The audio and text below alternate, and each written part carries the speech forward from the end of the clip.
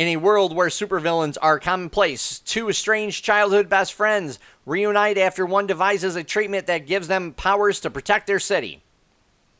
Hello everybody, I'm Steve from VALHARTV, and today I'll be reviewing Thunder Force. This is currently number 1 on Netflix's top 10. So this movie was written and directed by Ben Falcone, and every movie Ben Falcone has written and directed for his wife, McCarthy, they have flopped. There's not many people that I know that have liked them. I couldn't even get through Tammy when I tried to watch that. Identity Thief was the same way. I couldn't really get through that. And that also starred Jason Bateman. And Jason Bateman in this movie is delegated to a co-star. And it's kind of cringe. I mean, honestly, this is to the point where these movies have flopped so bad that I can't believe that he's still getting work and stuff. So the plot of this movie is basically in the 80s. I think like the opening scene is 1988. But I think the rays hit just before that, where cosmic rays, hit the Earth and give people who are prone to psychopath tendencies, I guess, get superpowers, and they're the only ones. But at the same time, they haven't done anything. Like, there's billions of people in 1988. There was billions of people on the planet. Probably like not even 7 billion at the time. Maybe around that much. But I mean, only bad guys get superpowers, and there's no superheroes until the Thunder Force comes along. So what do the criminals do? Absolutely nothing. They don't take over the world. They don't do anything like that. I mean, they don't do anything. From 1988 all the way on to 2021, the world is not ruled by bad guys.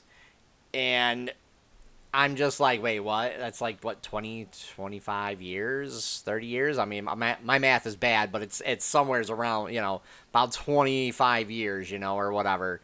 And it's just like, wait, what? I was like, how is this possible? And again, Bateman. Bateman is a great actor. But I don't know why he took this role.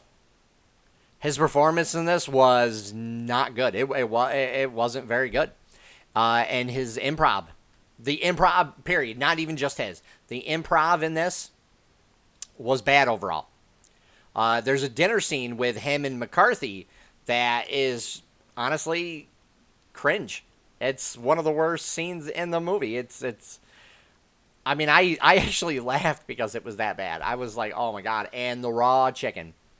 We'll get into that. But the writing was late. The writing was lazy, and they try to do things like real big, over the top, but it just didn't really work out.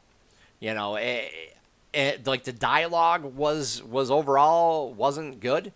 The jokes really weren't good at all. I mean, I think I laughed at one joke in the very beginning when they were kids, and that was like it. And the joke, apparently McCarthy craves raw chicken in this movie because her body needs it to maintain itself. And apparently that's supposed to be a joke.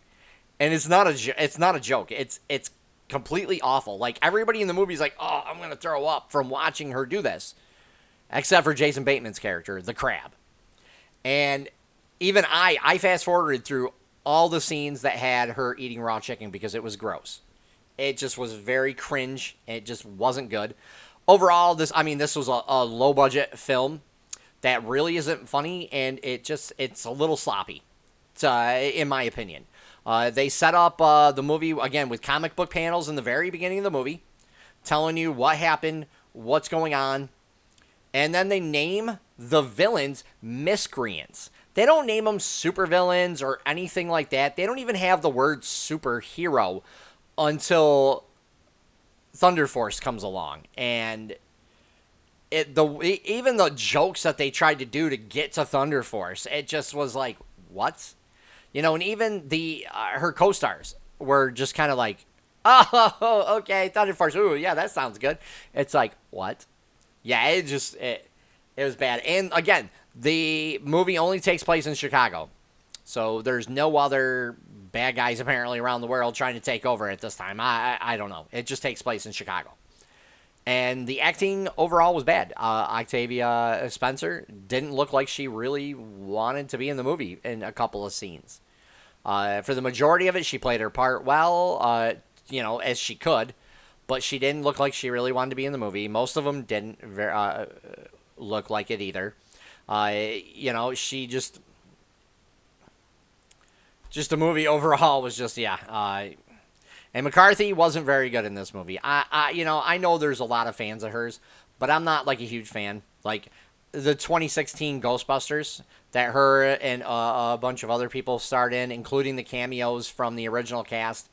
Even the cameos were terrible. They didn't want to be in the movie. I can't believe Chris Hemsworth took that role to be the secretary because it was just completely awful. All the acting was awful in it, and she wasn't good in that either. So it's, to me, she's just she takes on these mediocre roles, in these really terrible movies, in the terrible scripts, and she tries I believe she tries to do the best she can, but it's, it doesn't work, and that's where I am on this. This movie honestly had a lot of cringe scenes in it, especially the chicken, and it was just hard to get through. I'd give this at least a 3 out of 10. Please leave a comment down below. Let me know what you thought about this movie. If you guys like what I do, please hit the like button and subscribe, as I'll be doing more content each week. Take care for now, everybody.